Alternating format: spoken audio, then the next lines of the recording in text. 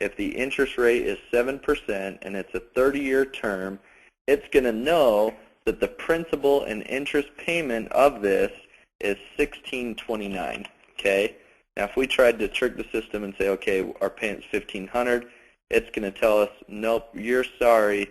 You should have at least a payment of $1,629.99. So what you're putting in here, that's not even enough to cover the payment. Okay.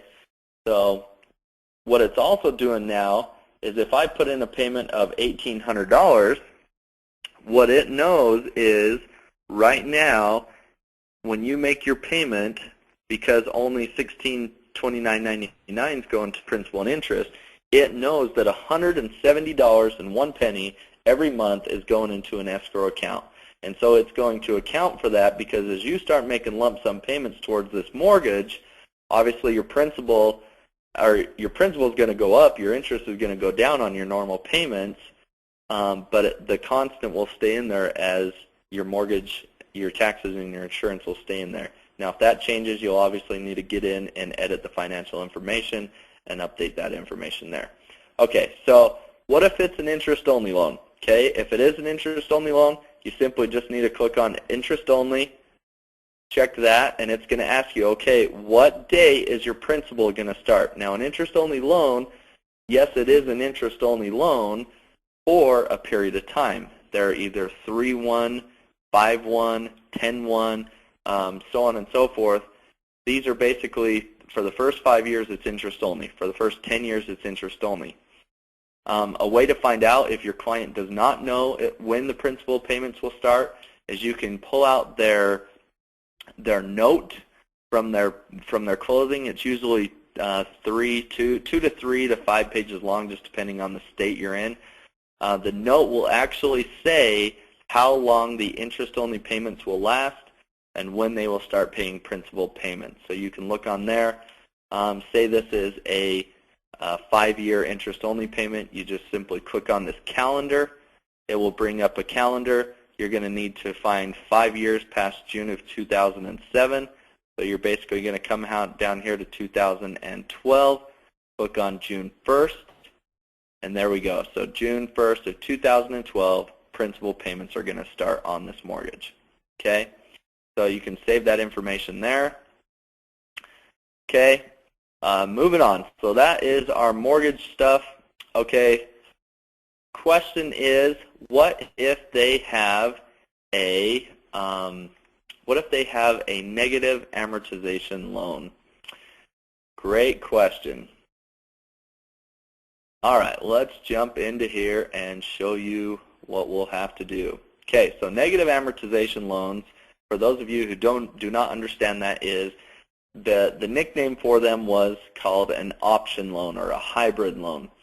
What the option arm mortgage or whatever it was, what that does is it gives them an opportunity each month for the client to pay a few different payments. They can either, one, pay the option payment, which was usually like 1.5% of the mortgage, or they could pay the regular interest-only payment, which was at 7%, or they could pay the principal interest only, or the principal and interest payment, which is obviously going off the 7%.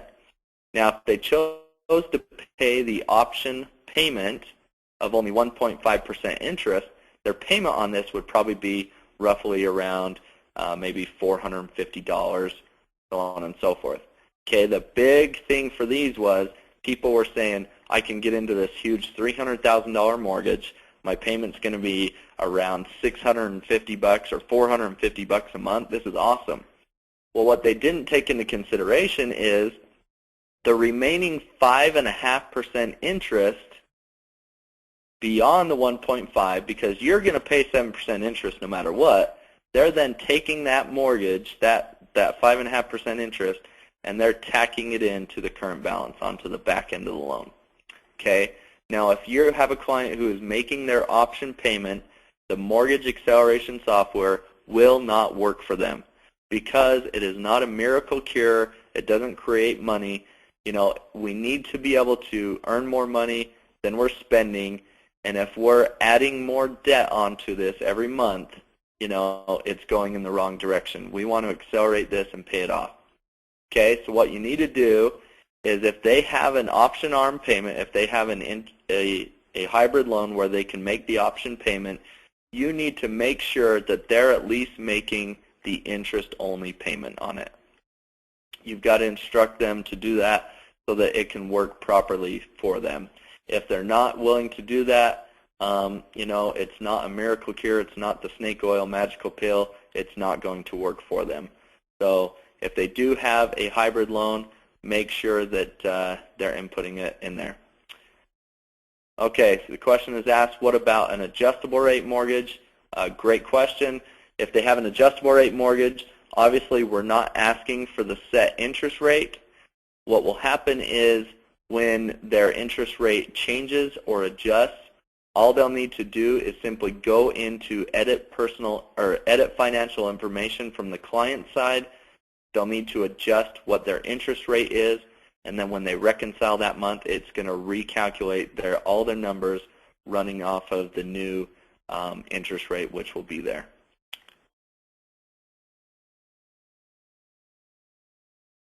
Okay, the next question is, what if the borrower is a commission rate and their income fluctuates? Great question. We're actually going to get to that in just a moment here, so hold off on that there. Question is, don't include tax insurance in total payment. No, do include taxes insurance in total payment. Make sure you are including, when you ask them for their total payment, you are getting from them what they write their check amount out for every month.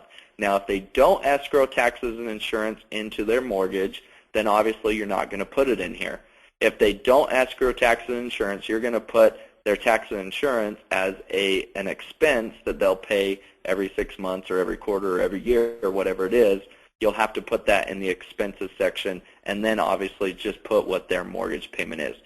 So to answer this, whatever their payment is, principal, interest, tax, insurance, mortgage insurance, so on and so forth, make sure you put that in here as the total payment.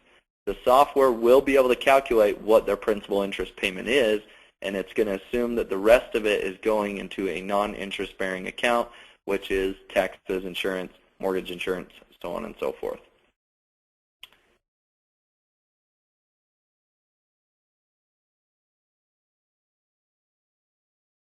Okay, so I had a couple of questions on that. Hopefully we got those answered for all of you there. And there you go. Okay, question is, what if the line of credit interest rate is higher than the first mortgage interest rate? Is that a negative factor? Well, 90% of the time, your line of credit interest rate will be higher than your mortgage interest rate. Okay, that's just basically the factor of it is because your home equity line of credit is usually a second lien. Therefore, the second lien will have a higher risk for the lender. Therefore, they're going to charge a higher interest rate. Okay, we're kind of in our uncharted territory right now with the lending rate being so low for the daily balances that banks borrow from each other. Therefore, interest rates are lower on home equity lines right now. That won't be forever, but they are pretty low. The whole idea of having the line of credit is using it as your interest cancellation account. I'm actually going to table this question for now, and we're going to come back to it here in a bit, which is a good factor that we always touch base on. So hold on to that. No, it is not a negative factor to have a higher interest rate there. As you can see right now, I'll go back up into here and edit the home and put this as our home equity line instead. And it will, you can see it to this. We'll edit that to a higher interest rate and put it at 9.5. And notice the difference. Okay. All right, so moving on from the mortgage. Looks like we've got all our questions answered there. Okay, let's come to income. Okay, sometimes you may be throwing a curveball on income. How do I account for this? How do I account for that? Well, let's show you exactly what you need to do. Okay, so income information. Okay, most of your borrowers or most of your clients will be people who are on set payment schedules, who get paid once a week, they get paid every other week, they get paid twice a month, they get paid quarterly, whatever it may be. The other majority will be people who receive commission checks.